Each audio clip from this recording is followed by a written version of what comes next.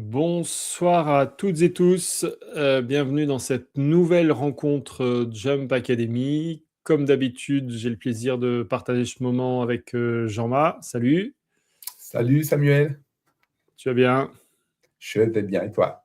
Bon, ouais, ça va, ça va. Et nous avons avec nous alors Franck. Bonsoir Franck. Salut Bonsoir Franck. Samuel, bonsoir Jean-Manuel. Bonsoir Franck. Merci d'accepter de participer à cette émission, à cette formation.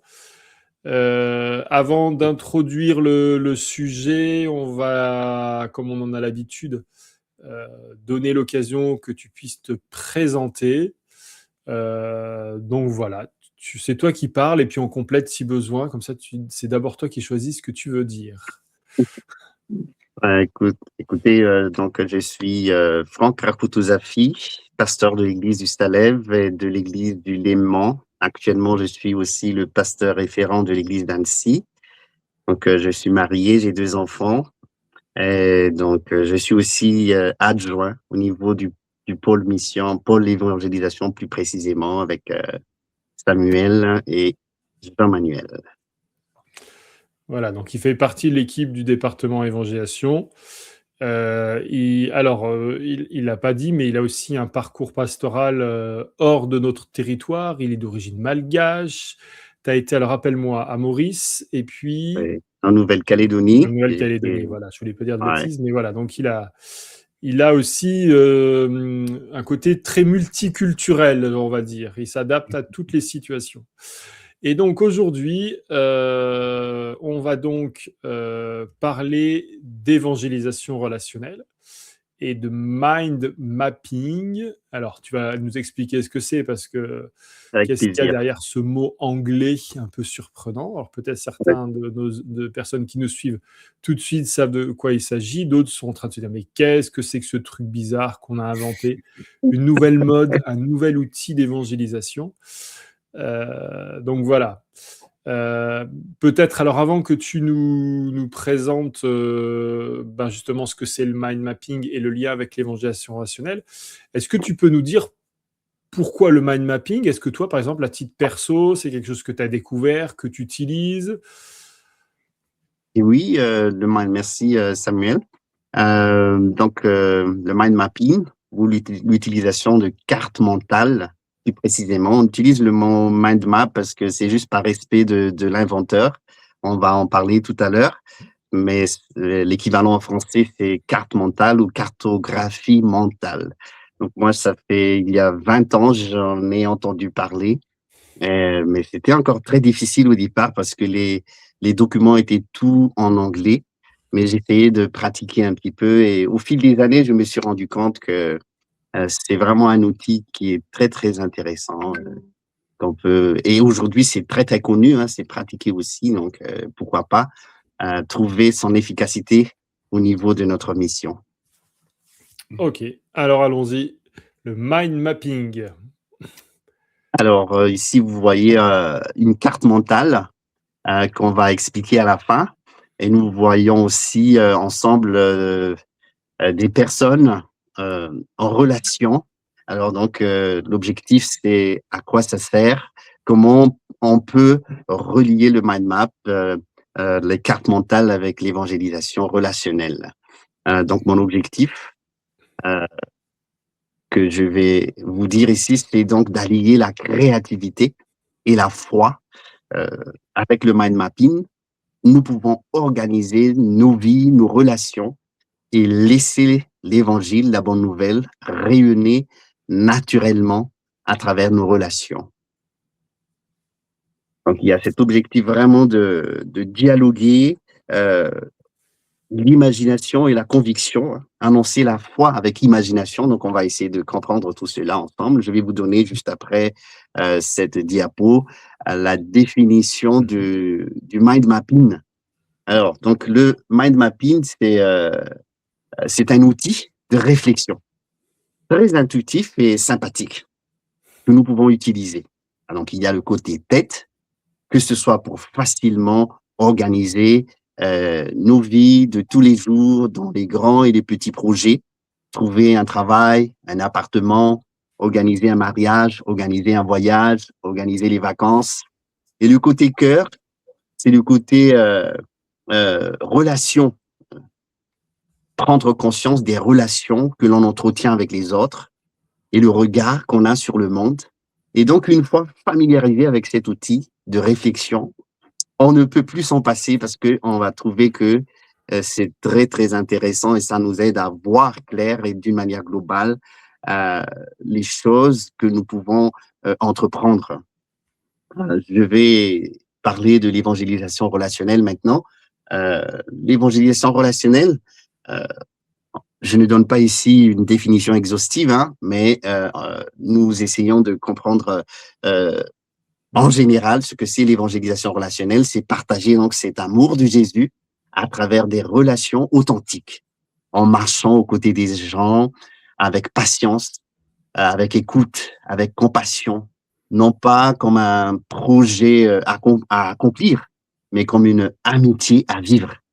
C'est laisser la lumière de Jésus-Christ briller doucement dans nos conversations du quotidien, les moments de joie comme dans les moments d'épreuve, et en témoignant par la vie aussi, autant que par les mots.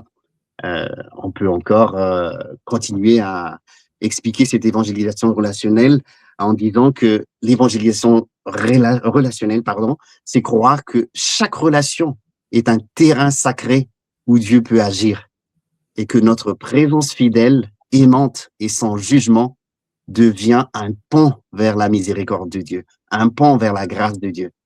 Et Jésus nous a promis en disant qu'il sera toujours avec nous jusqu'à la fin du monde. Et donc, avec Jésus à nos côtés, nous pouvons aimer, planter, arroser, comme nous dit l'apôtre Paul dans 1 Corinthiens chapitre 3, verset 6. Et c'est Dieu qui fera croître, c'est Dieu qui fera le reste. Parce que la bonne nouvelle, l'évangile de Jésus-Christ change les vies, souvent d'abord à travers un cœur qui écoute, avant même qu'à travers une bouche qui parle. Donc maintenant, je veux parler de... avez-vous des questions, mes chers amis? Alors, non, donc si on résume, on a un outil, Oui. mind mapping, carte mentale, si on le dit en français. Donc tu vas nous expliquer ce que c'est, mais on a pu voir une image qui, si j'ai bien compris, allie à la fois le côté raisonné, mais aussi le côté créatif. Donc je crois que tu vas en reparler, on fait utiliser les deux côtés de notre cerveau. Tout à Et puis fait. de notre côté, l'évangélisation relationnelle,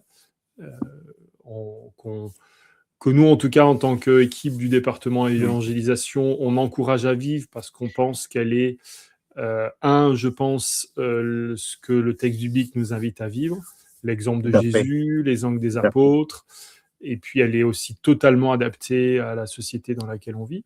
Donc, on va essayer de voir comment ces deux choses-là vont ensemble. Exactement. Parce que le mind mapping et l'évangélisation relationnelle sont deux concepts qui, bien qu'apparaissant dans des contextes différents, peuvent être liés dans une démarche de communication, d'engagement et de relations bienveillantes et authentiques. Alors, laissez-moi d'abord parler du mind mapping. Je vais vous présenter donc déjà une carte mentale très, très simple, une cartographie mentale très, très simple, mais c'est un arrêt sur image. Là, si par exemple, on va parler du futur, tout de suite, cette carte va m'aider à envisager quelques branches, quelques points, quelques mots très, très importants en ce qui concerne le futur, ou par exemple, mon futur à moi. Donc, importance de l'éducation, l'importance du travail, l'importance de la famille, l'importance de l'affection, de l'amour, du sport, etc. Donc, vous voyez, il y a encore des ramifications. Donc, ça, c'est une carte mentale. Quelle est la différence entre une carte mentale ou une prise de notes en mind map ou en carte mentale et une prise de notes linéaire? Ça, c'est une question qu'on peut se poser aussi parce que nous prenons des notes, nous faisons des prises de notes linéaires très souvent. Donc, il y a une très, très grande différence, nous dit l'auteur, effectivement, Tony Buzan. Les prises de notes linéaires ou la pensée linéaire, c'est monochrome très souvent.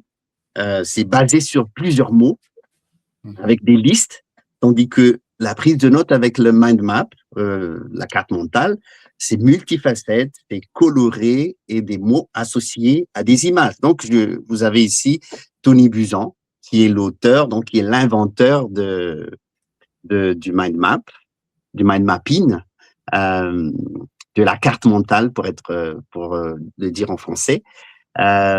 Je peux présenter, par exemple, son historique, qui est Tony Buzan, à travers aussi une carte mentale. On aurait pu faire ça, on peut le faire aussi sous format linéaire, mais il y a une différence donc entre la pensée linéaire et la pensée radiale. Donc, la pensée radiale va présenter ça sous forme de ramification. Il y a Tony Buzan qui est au milieu. Et donc, Tony Buzan, il est d'abord quelqu'un qui est un psychologue, et qui d'abord, il faisait ses études de médecine, donc il est allé à l'université, à la faculté, donc il est allé à la bibliothèque et il a cherché des livres sur le cerveau parce qu'il y avait plein de choses à retenir, beaucoup de choses à retenir. Et finalement, il n'a pas trouvé de livres sur le cerveau, il a trouvé des livres sur l'anatomie du cerveau, mais pas vraiment sur le fonctionnement du cerveau. Et du coup, donc, il a commencé à travailler parce que c'est très difficile pour lui de retenir toutes les informations qu'il a reçues. Finalement, il a abouti à la découverte du fonctionnement de notre cerveau droit aussi. Avant de parler de ça, donc Tony Buzan, c'est un psychologue, c'est le fondateur du mind mapping.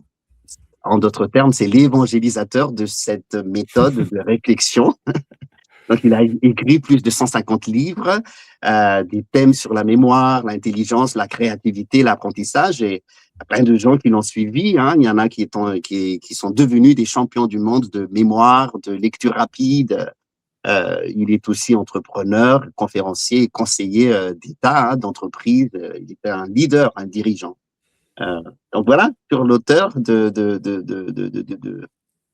la carte mentale. Est-ce que vous avez des questions? Une carte mentale, c'est une présentation visuelle d'un sujet. Je crois que tu as évoqué, ça pourrait être même une prise de notes d'une réunion où on le fait sur ce registre-là.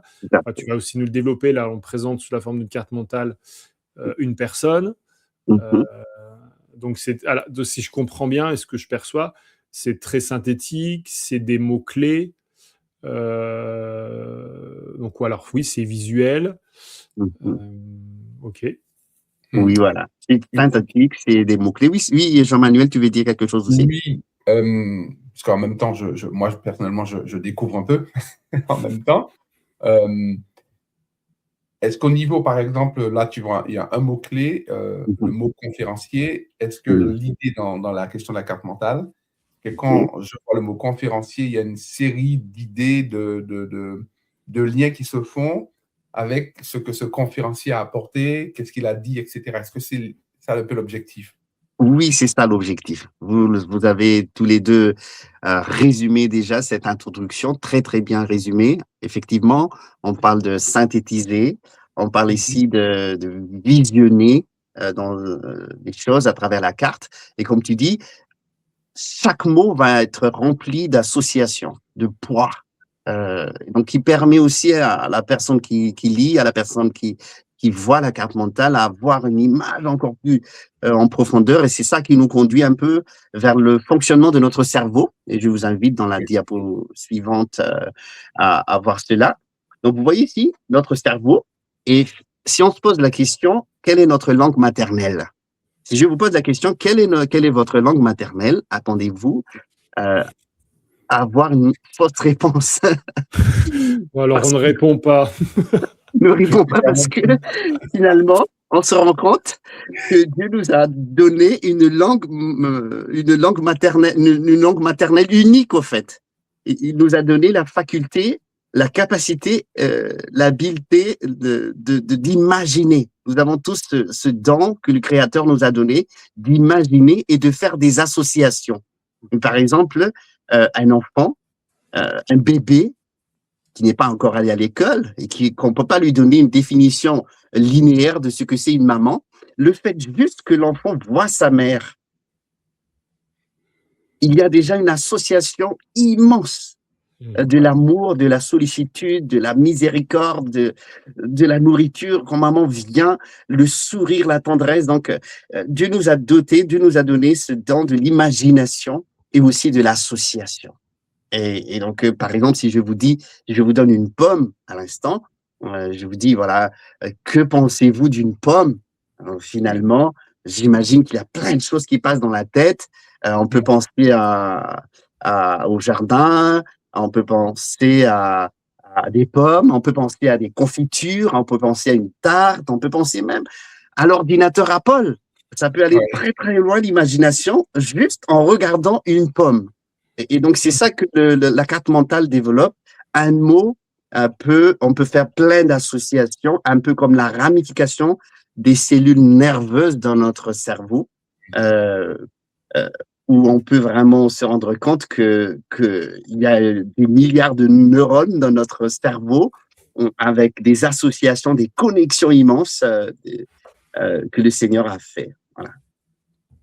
Et donc, laissez-moi vous parler un peu maintenant, parce qu'il y a plein de gens qui disent que oui, moi, je suis cerveau gauche, simplement, pour le dire en anglais, left-minded.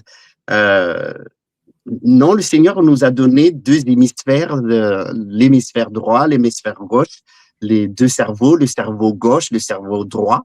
Et donc, le cerveau gauche, c'est plus l'aspect logique, l'aspect analytique, l'aspect logique et analytique, tandis que le cerveau droit, c'est plutôt la créativité, l'imagination, l'émotion, l'intuition, la vision globale. Et très souvent, on reste sur le linéaire, et ça se voit, hein, quelquefois, les enfants, quand on leur demande de réciter des leçons, réciter, à un moment donné, ils sont fatigués de cette lecture linéaire. Alors que si on leur présente des choses un petit peu avec des couleurs qui touchent un peu leur imagination, leur créativité, donc ils arrivent un peu à rester un peu plus.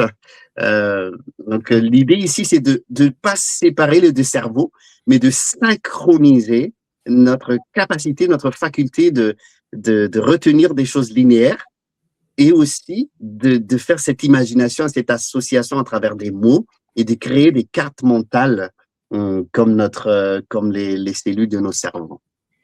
Je ne sais pas si vous avez des questions à ce niveau, des choses que vous voulez. Pas forcément une question, mais j'ai l'impression qu'on a souvent tendance à penser que le côté logique est plus important que le côté créatif dans notre société. Et c'est vrai que quand on regarde la carte mentale, on voit beaucoup de couleurs et peut-être qu'on peut se tromper, peut-être dire est-ce que c'est sérieux tout ça? Tout à fait. Mais, mais l'expérience a montré que, voilà, le cas de Tony Buzan, par exemple, le résultat est là. Le résultat est là de quelqu'un qui n'était pas capable de retenir une phrase de ses cours, à écrire 150 livres et à devenir des conseillers, etc. Et beaucoup de gens qui ont eu des problèmes. Si je regarde, par exemple, dans un de ces livres que j'ai en main ici, les deux personnes qui font les préfaces, le premier, O'Brien, qui est devenu, voilà, il est devenu quoi, champion du monde de mémoire, 8 fois champion du monde de mémoire.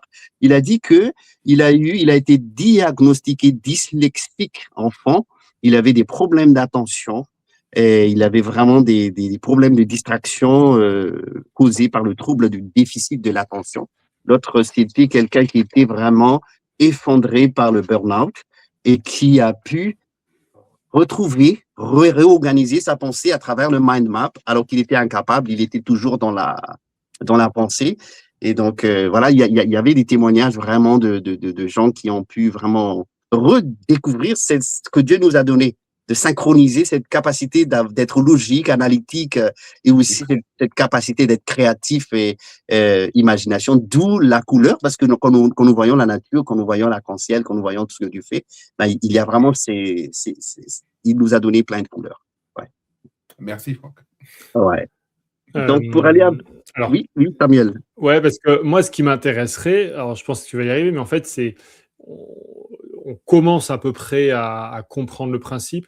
À un moment, tu vas donner comme tu l'évoquais, il y a au moins un livre, je crois même que tu en as parlé de je ne sais pas combien de... Hop, tu vas nous partager des ressources. Donc, comme on le dit dans chaque émission Jump Academy, n'imaginez pas qu'en 1 heure, on va tout vous dire sur le sujet. Tout à fait, D'accord ? tout à fait, tout Mais à on fait. commence un petit peu à comprendre le principe. Moi, ce qui m'intéresserait, c'est de se dire, en fait, on fait comment ? Parce que on voit le résultat, Mhm. mais j'imagine que pour arriver à ce résultat avec cette carte mentale, ces couleurs, ces mots, etc., ça se fait pas sur un claquement de doigts. J'ai Tout à presque fait. envie de dire, il doit y avoir une forme de logique malgré tout pour arriver à ça. Oui, oui, oui, merci Samuel. Donc, on va avancer un peu. Je vais vous donner quelques outils. Si vous voulez aller en profondeur, donc vous pouvez aller par exemple sur Udemy. Il y a des cours en français, la méthodologie pour réussir ses études avec le mind map. Il y a aussi voilà, oui, celui-là, la méthodologie pour réussir ses études avec le mind map. Donc, on aura voilà, des formations sur cela. Il y a aussi en anglais Study Smarter with Mind Mapping. Donc moi, je recommande celui-là parce que cette personne a été aussi champion du monde dans plein de concours de lecture rapide. Et donc, elle donne pas mal d'outils. Et puis, je vous recommande aussi quelques livres parce que comme Samuel l'a bien souligné, on peut pas le finir en 1 heure. Il y a des livres en français comme Organiser votre vie avec le mind mapping, organiser des projets. Il y a aussi le livre tout à l'heure que je vous ai cité juste après, qui est le Développer votre intelligence avec le mind mapping. Là, je peux vraiment recommander ce livre-là.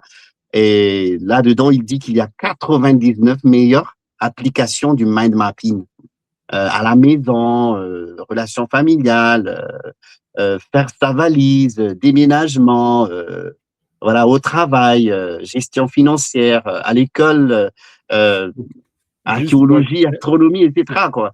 La ouais, mémoire, pour comprendre, développement de la Franck, pensée, excuse-moi. etc. Ouais, Donc, il y ça a veut pas mal dire de que dans choses. le livre, il Oui, donne des exemples de cartes mentales sur ces différents sujets, c'est ça? oui, oui. Il y a pas les 99 utilisations, mais il donne, par exemple, comme vous voyez juste après dans la diapo suivante, euh, le bien-être, par exemple. Là, c'est une carte mentale, juste Alors, je crois que c'est après. là, ouais. Voilà, voilà, c'est ça. Donc, vous voyez, il y a au centre, il y a un cœur avec 3 couleurs, donc bien-être. Alors, bien-être, ça implique quoi? Donc, en l'espace d'une carte mentale, on peut définir que il s'agit de l'activité physique, la détente, la nutrition, le bonheur, le sommeil. Donc, chaque mot va conduire encore avec à des ramifications et même d'identifier les obstacles au bonheur, identifier les obstacles au sommeil, plein de choses. Donc, ça donne des détails qui permettent déjà, même à un enfant, de se situer lorsqu'on lui dit bien-être, ça veut dire quoi? Ça veut dire beaucoup de choses. Voilà, donc je vais vous présenter un Alors, dernier. Oui, ouais, alors moi, par exemple, juste pour s'arrêter sur cette, alors j'allais dire sur cette image, mais c'est pas seulement une ouais, image, sur cette carte mentale.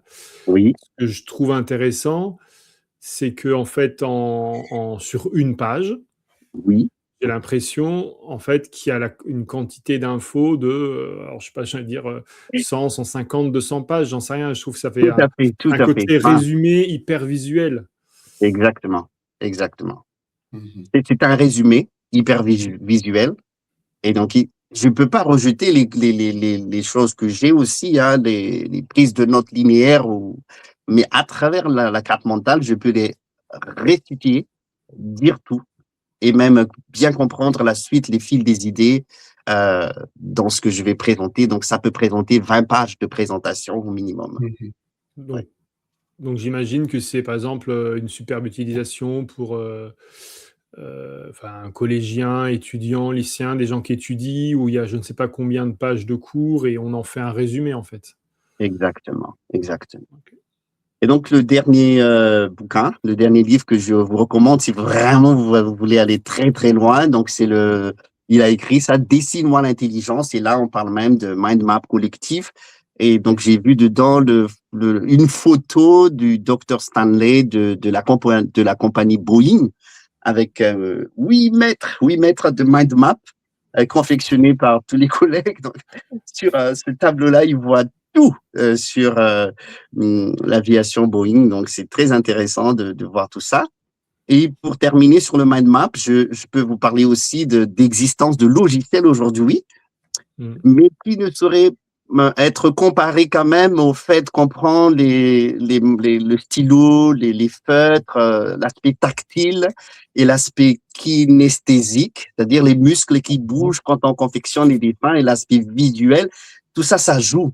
Et donc, on n'a pas besoin d'être un dessinateur, mais on a besoin d'être créatif tout simplement et créer quelque chose qui va nous permettre de retenir un concept.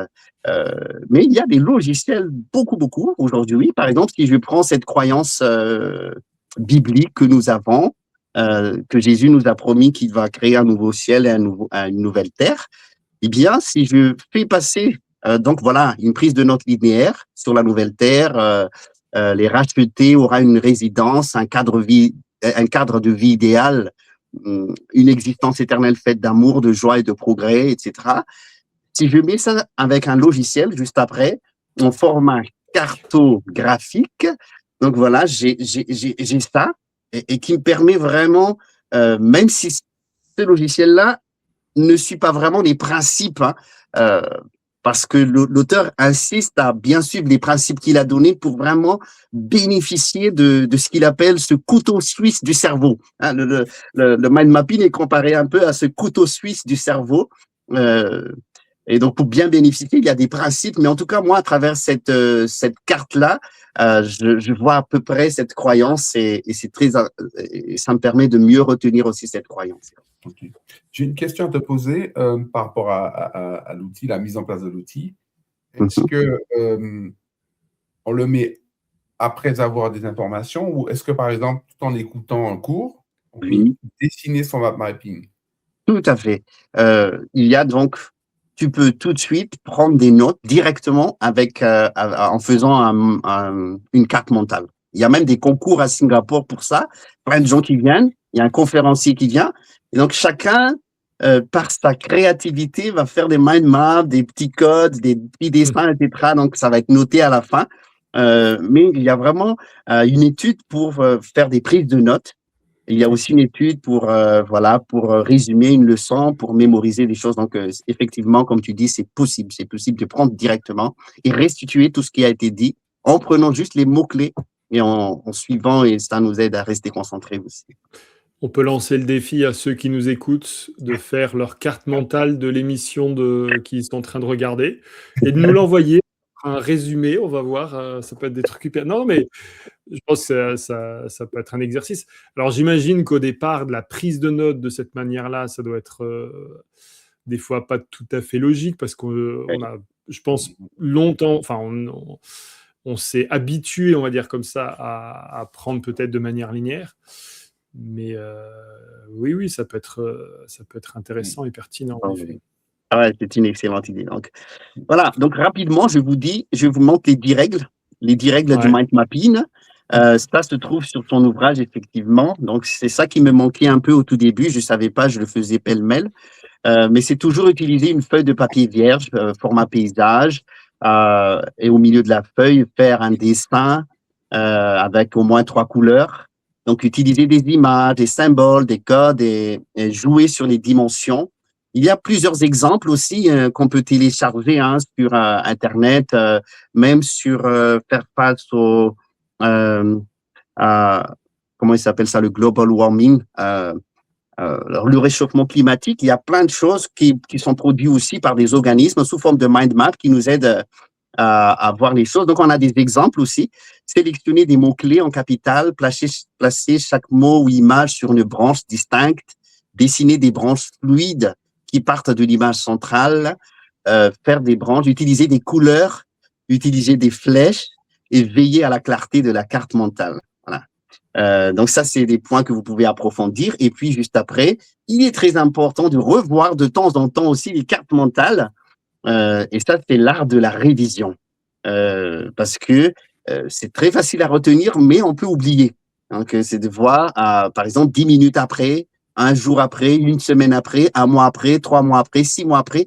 Et ça, donc, nous permet vraiment à garder ces images dans nos cellules nerveuses, tout en sachant que chaque individu, inconsciemment ou consciemment, nous faisons déjà ce qu'ils appellent le mind screen. Nous avons déjà dans nos cellules des écrans de cartes mentales, alors, sans qu'on le fasse. Alors, Dieu aussi nous a donné cette faculté déjà de voir en format d'image les choses, de voir un peu les ramifications, mais c'est juste un arrêt sur image que nous sommes en train de faire à travers les cartes mentales.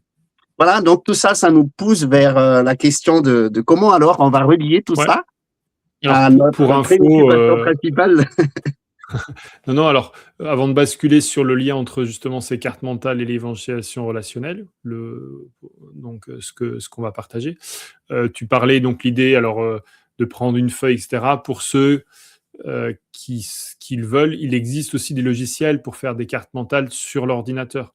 Moi, de ce que j'entends, c'est quand même plus intéressant de créer nous-mêmes la carte mentale que de prendre un document qu'on fait passer à travers un logiciel et qui nous sort une image toute faite, parce que l'exercice de la création, qui à mon avis doit faire partie, j'imagine, du processus d'appropriation pour la mémoire, etc. Oui. Donc, il y a quand même aussi, pour ceux qui le souhaitent, des outils pour après avoir une série plein de cartes mentales que vous pouvez garder sur votre ordinateur.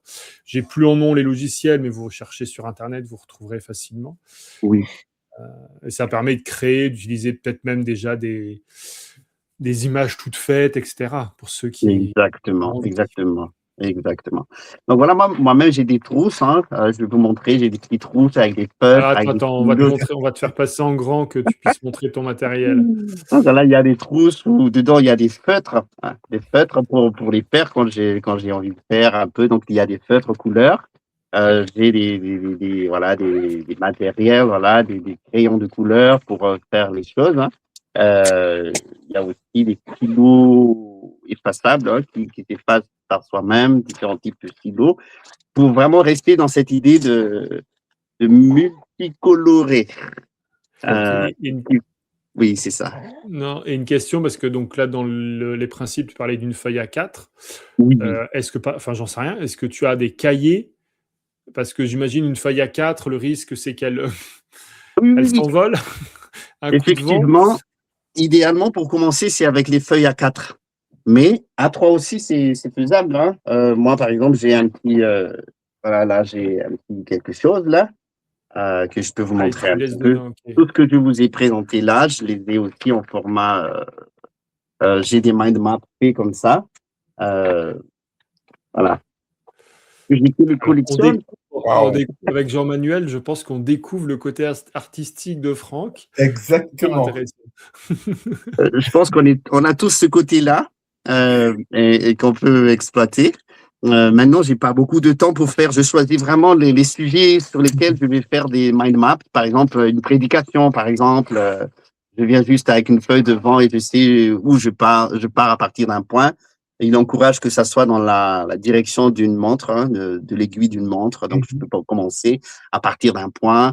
Et donc, j'ai la carte, j'ai aussi la note linéaire à côté de moi et je peux être en contact avec le public sans être collé constamment sur mes notes. Il m'arrive que je suis perdu dans mes notes linéaires, que je suis obligé absolument de me recadrer pour me dire tu pars de là, tu arrives là.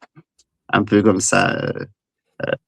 Je ne fais pas tout maintenant parce qu'il y a plein de choses aussi dans notre ministère et je peux pas avoir le temps comme avant. Alors maintenant, cet outil qu'on perçoit, d'accord, dont tu nous présentes et qui donne peut-être pour certains envie de l'utiliser, de le tester, etc. Quel lien tu fais avec l'évangélisation relationnelle? Quelle serait son utilité? En fait, à quoi ça sert? Tout à fait. C'est une très, très bonne question, pertinente. J'ai commencé déjà, par exemple, à réfléchir sur ce que ça veut dire aimer mieux. Quand Jésus dit, quand Dieu nous invite à nous aimer, à aimer le prochain, aimer Dieu. Et finalement, à travers cette carte-là, je me rends compte que aimer mieux, c'est large.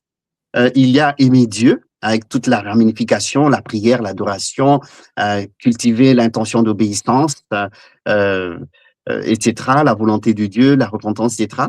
Il y a aussi aimer le prochain qui va très loin, service, aider, le don, le bénévolat, résoudre des conflits, témoigner. Et même aimer mieux, ça va aussi au niveau de soi-même, Et ça englobe beaucoup de choses. Savoir ses limites, prendre le temps pour le repos, écouter son corps, prendre le temps spirituel, euh, revoir son identité, etc. Et donc, aimer mieux ça concerne aussi les relations. Et donc, ça me demande d'adopter une certaine posture d'humilité, de patience, de communication, d'écoute active, d'encouragement, d'édification. Donc, la carte, euh, je prie peut-être au Seigneur, aide-moi à aimer mieux, mais la carte aussi va me donner des domaines précis, des points précis sur lesquels j'ai besoin d'aide. Et je me reconnais que là, je suis encore pas à ce niveau, et ça va très loin parce que il y a l'aspect société. Par exemple, en jaune en haut, il y a la société. Ça veut dire quoi aimer mieux dans la société aujourd'hui, au-delà de l'Église, de la mission, de la vérité, d'être disciple de Jésus. Ben, respecter la dignité de l'autre, lutter contre l'injustice et l'exploitation, aider les plus démunis, dénoncer l'injustice, partenariat avec la communauté, écouter plus. Donc, à travers la carte mentale, j'ai une image globale un petit peu de ce que c'est aimer mieux. Et c'est ça qui m'a dit, voilà, à un moment donné, il y a beaucoup de ressources sur notre site de la fédération. Et nous avons mis aussi des boîtes à outils. Et je me suis dit, ben, pourquoi pas aussi, parce que je vois que les ressources sont très bien faites. Hein, c'est pas pour jeter des fleurs sur l'équipe de Samuel, mais c'est juste pour dire que ils ont mis des couleurs, ils ont mis des flèches, ils ont mis des choses, parce que moi, je viens rejoindre l'équipe. Et je me dis, ben, on a vraiment des bonnes ressources.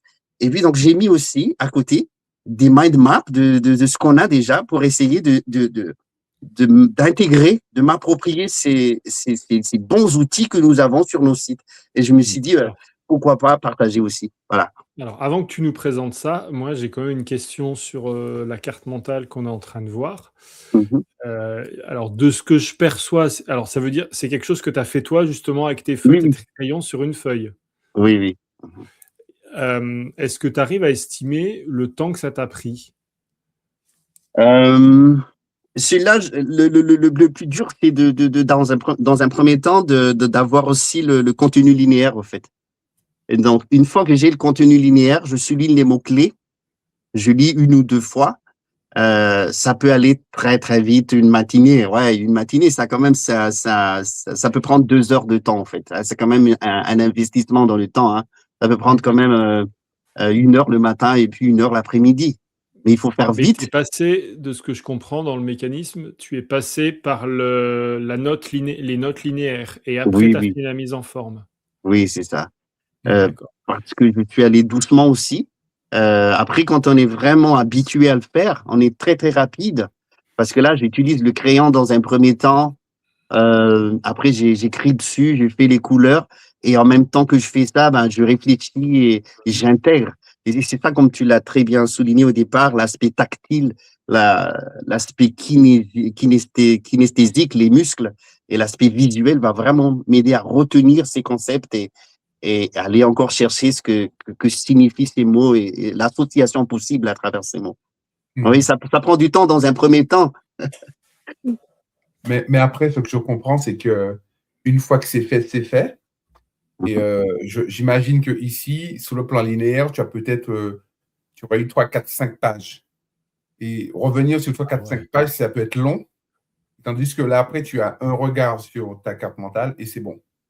Donc, Oui, c'est ça ça. demande du temps, mais après, c'est un outil que tu réutilises assez facilement d'un regard et tu as la possibilité de couvrir assez Oui, naturellement qu'est-ce que c'est que mieux aimer. oui, Les exactement. grosses branches qui montrent les différentes les parties principales, si je comprends Oui, bien. Et donc, on ne peut pas oublier.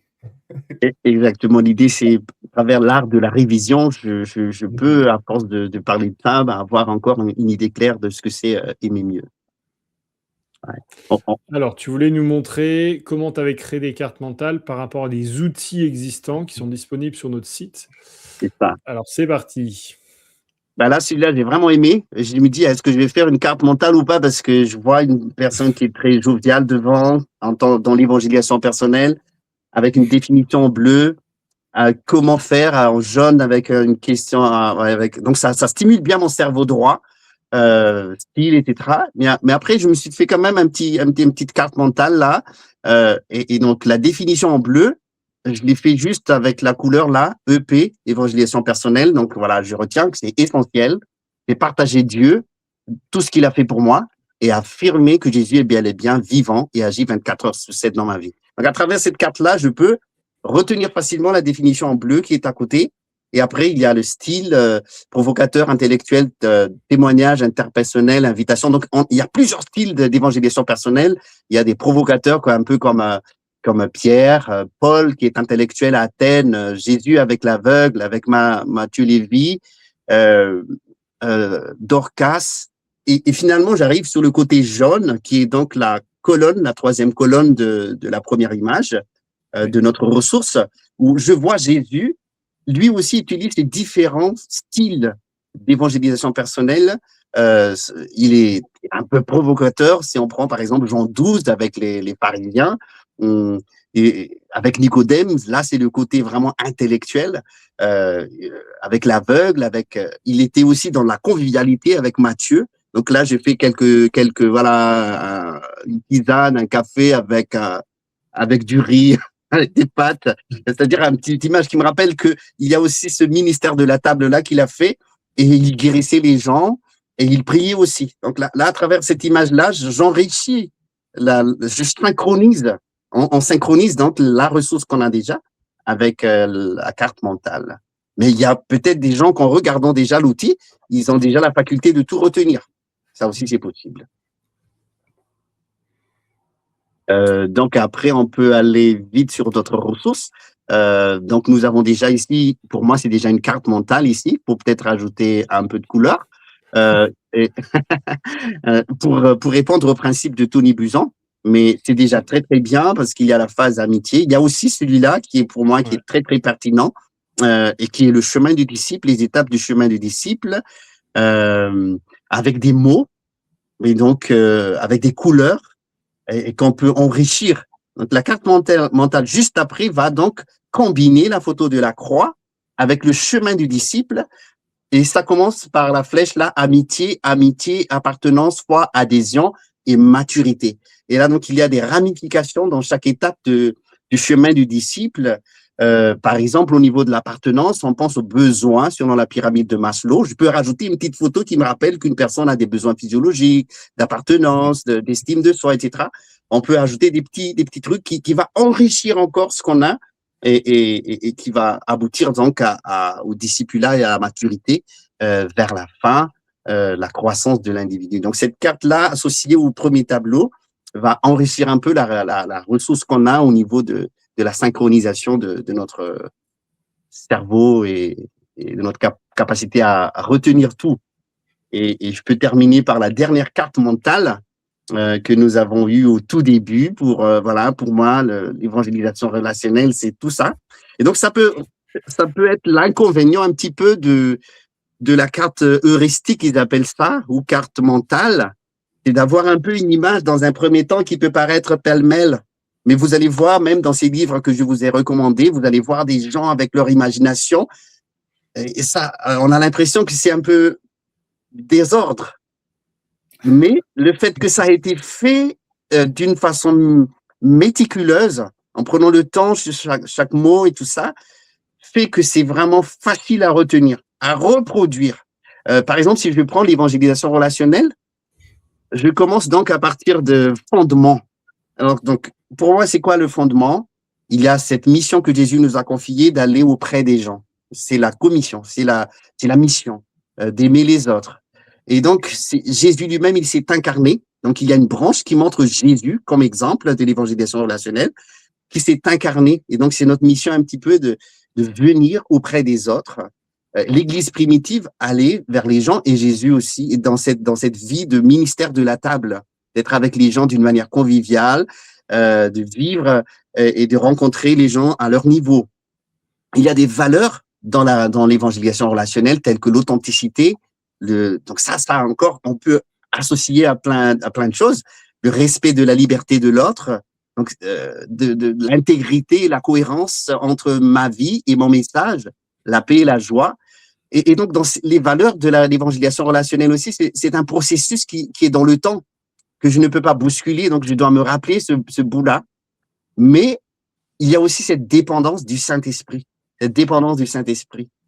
Et donc, c'est un processus. Alors, en parlant de processus, il y a la prière, il y a connaître les gens, avoir des contacts et être à l'écoute de leurs histoires.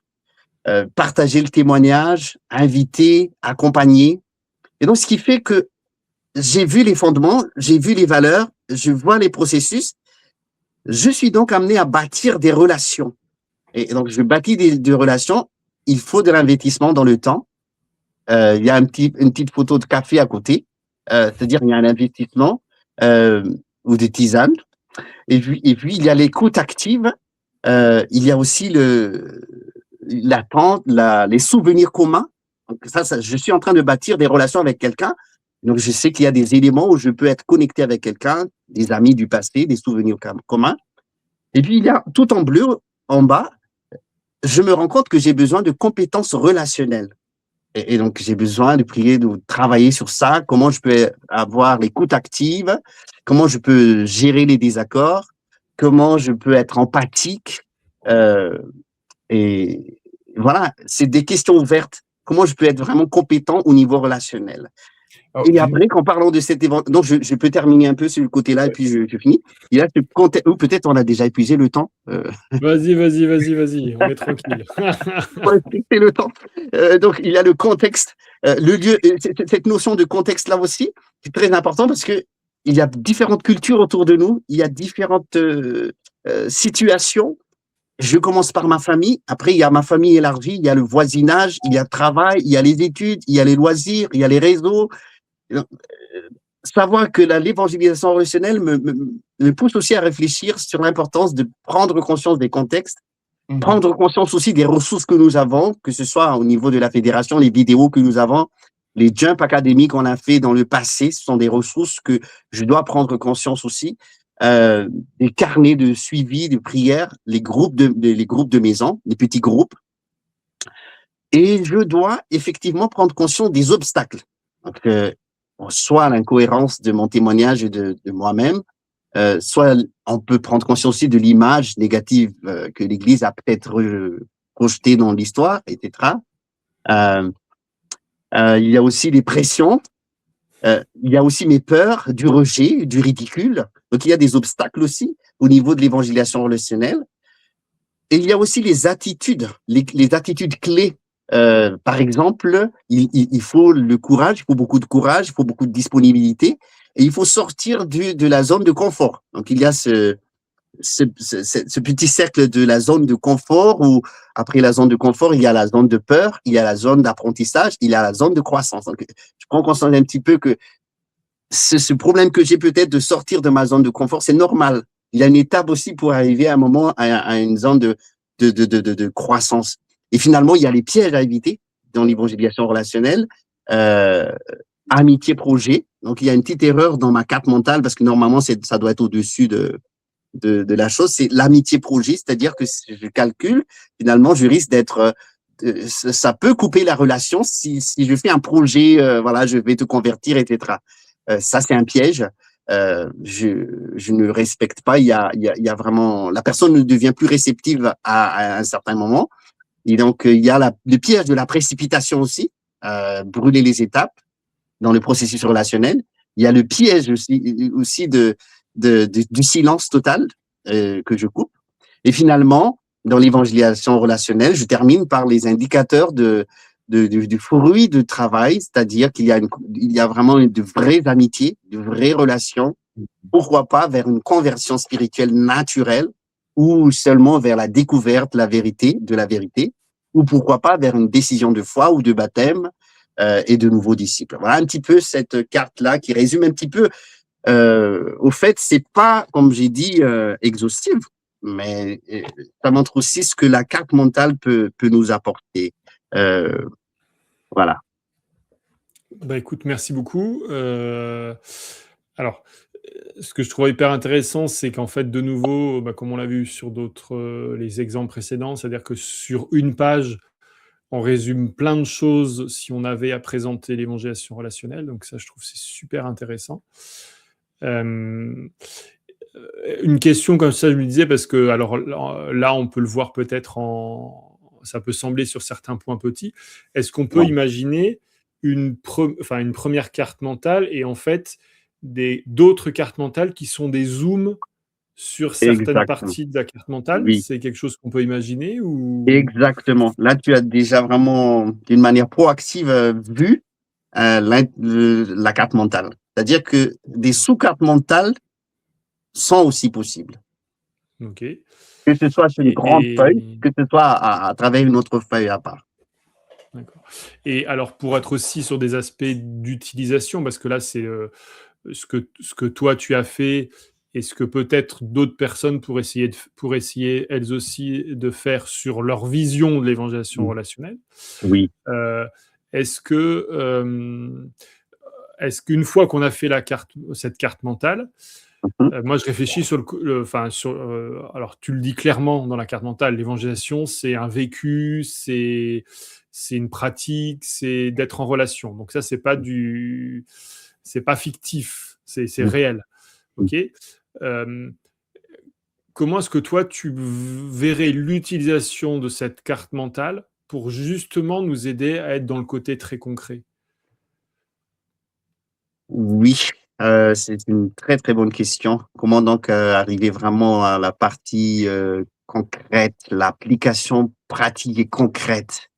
Il y a, pour rester dans l'idée du mind mapping, c'est déjà de retenir. Ça, c'est la première étape. Donc, déjà de confectionner ces idées, faire un arrêt sur image. Je prends une citation que j'ai trouvée dans un de ces livres-là, Organiser votre vie. La citation dit: plus les connaissances s'accumulent, c'est Edgar Morin qui l'a dit, plus les connaissances s'accumulent, plus le monde devient incompréhensible. C'est dans ce livre-là. Ce qui manque le plus, ce n'est pas la connaissance de ce que nous ignorons, mais l'aptitude à penser ce que nous savons. C'est-à-dire que on connaît déjà des choses, on parle de relation, on parle d'évangélisation relationnelle, mais est-ce qu'on a la connaissance? Voilà, il dit, ce qui manque le plus, ce n'est pas la connaissance de ce que nous ignorons, mais l'aptitude à penser ce que nous avons. Donc, l'idée dans la pratique, c'est de vraiment penser ce que nous avons déjà dans nos ressources et qui sont, à mon avis, humblement, déjà pertinents.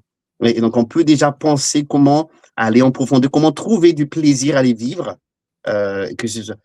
voilà, de vivre cette évangélisation relationnelle avec toutes ses dimensions, toute sa beauté, que ce ne soit pas juste une vision étriquée, par exemple, sur les obstacles ou sur les attitudes, sur les pièges, mais qu'on puisse voir aussi que c'est quelque chose. Donc, moi, dans la pratique, c'est d'aller un peu plus loin et de trouver la joie à vivre cette mission. J'imagine aussi que en voyant la carte mentale, donc elle est personnelle, hein, c'est chacun qui a sa carte mentale. Donc, au niveau de l'évangile relationnel, ce qui est intéressant, de pouvoir aussi se dire qu'en fait, je ne suis pas amené à faire du copier-coller, mais je suis amené à vivre mon évangélisation dans les différents domaines que tu as présentés. Tout à fait. La manière dont je suis moi avec mes émotions, mes couleurs, sur le plan de ma diversité. Je trouve ça très intéressant. Et puis, ça me donne aussi une question, pas me pose une question, mais ça me donne aussi l'idée que cette carte mentale, finalement, c'est quelque chose qui, tu me diras si c'est vrai, qui est évolutive. Oui, qui est évolutive, qui est progressive. Et pourquoi pas, si toi, tu fais une carte mentale et que moi, je me retrouve dans ce que tu fais, ou on fait ensemble une carte mentale, c'est ça le côté collectif comme la compagnie Boeing. On fait ensemble une gestion de projet sous forme de carte mentale et voilà, on s'enrichit ensemble. C'est-à-dire qu'on dit, voilà, ce que nous sommes en train de faire là, c'est plus grand que même que ce qu'on pense. Donc, Avec l'aide du Saint-Esprit, bien évidemment. Oui. Pardon? Un projet d'évangélisation relationnelle Oui. dans un groupe peut se faire ainsi, quoi. Oui, c'est ça. OK. Ouais. Donc, Donc, ça veut dire que si quelqu'un faisait le même exercice que toi, même si nous on le faisait tout seul, de faire notre carte mentale sur l'évangélisation relationnelle, mhm, mhm. on n'arriverait pas au même rendu, ok. Oui, Mais si j'ai bien compris, en fait, c'est l'arrêt sur image à un moment donné. Et donc de se dire, tiens, dans ce domaine-là, de l'évangélisation relationnelle, voilà où j'en suis. Alors, tu as dit sur l'aspect connaissance, oui, mais moi, ce que je retiens, c'est pas comment est-ce que cette carte mentale, elle me pousse à augmenter ma connaissance, tout à mais de fait. me dire, tiens, avec ça, qu'est-ce que j'en fais? Moi, ça me semble intéressant parce que on peut parfois laisser entendre, et c'est un peu peut-être un des travers quand on propose des formations, c'est Mhm, quand on propose à des personnes de se former dans un domaine, on sous-entend qu'elles ne sont pas compétentes. mhm. D'accord? Ça, c'est bizarre, hein. Ah ouais, ouais, Mais pardon. en fait, là, l'idée, c'est de dire, à un moment donné, on fait une pause, on voit, et en fait, ça doit être pour m'aider à intégrer, peut-être, de prendre conscience que même peut-être j'ai plus de connaissances que ce que j'imagine, de Mhm, fait de les organiser, de les structurer. Et en fait, pour moi, c'est un encouragement aussi à passer à la pratique. pratique. De se dire, mais en fait, si je repartage en tout cas la carte mentale que tu as faite, je pense que tout le monde peut se dire, mais en fait, il y a plein de domaines là-dedans où moi je suis Ouais, concerné, tout que à ce fait. soit sur l'aspect des valeurs, ou des obstacles, de se dire, bah tiens, dans cette carte mentale, en fait, ben oui, je peux avoir des peurs, je peux prendre conscience qu'il y a des pièges, et tout ça, en fait, ça va m'aider, je pense, dans mon quotidien, dans ma Mhm. relation avec les autres, dans mon vécu de l'évangélisation relationnelle. Et voilà, vous pourrez faire peut-être un petit retour en arrière sur la définition que Franck nous a proposée au début. Voilà, où en fait, on vit les choses naturellement et ça peut juste être superbe, quoi. Ouais. Exactement. Exactement. Tout à fait. Ouais. Ben écoute, merci beaucoup. C'est avec plaisir. Moi, je sais que parfois, j'ai utilisé parfois cet outil-là. Ça fait très longtemps que je ne l'ai pas utilisé, donc c'est peut-être l'occasion de dire, tiens, ça peut être intéressant. Parfois, ce que je propose aussi aux gens sur l'aspect évangélisation relationnelle, alors c'est de faire, ça ressemble à des cartes mentales par rapport aux connaissances, aux gens qui connaissent, et te dire, bah voilà, euh, se dire, voilà, je connais des gens dans enfin, il y a ma famille, mes voisins, de partir sur les grands domaines, justement, de faire une carte mentale, et après, pour chaque groupe de personnes, d'arriver à pouvoir mettre des noms, des situations, Mhm. et ça en devient un outil de prière, en fait, où je vais prier pour ces Exactement. personnes dans mon évangélisation Exactement. relationnelle. Ouais, tout à Tout fait. à fait. On peut vraiment voir sur une carte et aller Mm. très loin et c'est exactement ça. Ouais. Ok, on arrive à la fin de notre émission, donc on te propose, Franck, le mot de la fin. Est-ce que tu peux, voilà, en une ou deux phrases, nous résumer le sujet, et puis voilà, être quelque chose Ouais. qui nous invite à tester? Eh bien, le Seigneur nous a donné la capacité d'imaginer, d'associer, d'analyser, de structurer, d'être logique. Il nous a donné aussi la créativité. euh, et donc, que le Seigneur nous aide à combiner, à synchroniser tout cela pour sa gloire, son œuvre pour sa gloire, et que le Saint-Esprit nous accompagne et que Dieu bénisse notre mission, notre fédération, l'évangélisation au sein de cette fédération. Eh ben, merci beaucoup. Merci, Merci Franck. à toi, Franck. Avec plaisir. Hein. Merci à tous ceux qui nous ont suivis. Alors, on l'a fait tout à l'heure sous le registre d'une blague, hein, mais si certains veulent nous envoyer leur mind map de cette émission, on est preneur. Même certains seraient contents d'avoir ce résumé. Donc voilà, n'hésitez pas. Merci de nous avoir suivis et on se retrouve le mois prochain pour une nouvelle émission de Jump Academy. Au revoir à tous. Au Au revoir à revoir. tous.